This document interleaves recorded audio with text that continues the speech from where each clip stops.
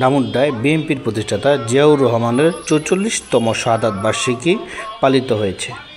শনিবার দুপুরে ডামুড্ডা বণিক সমিতির মাঠে মহান স্বাধীনতা ঘোষক ও বিএনপির প্রতিষ্ঠাতা শহীদ প্রেসিডেন্ট জিয়াউর রহমানের শাহাদাত বার্ষিকী উপলক্ষে আলোচনা সভা, মিলাদ ও দোয়া মাহফিল, র্যালির আয়োজন করে উপজেলা, পৌরসভা ও ইউনিয়ন বিএনপি ও অঙ্গ সংগঠনের নেতাকর্মীরা।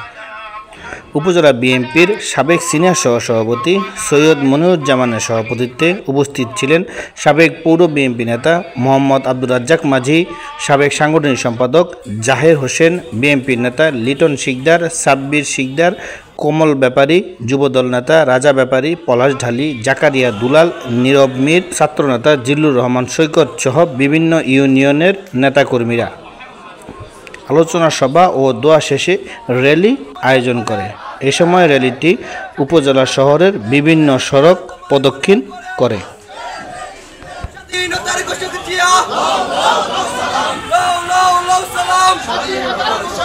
মুক্তিযোদ্ধার ঘোষক জিয়া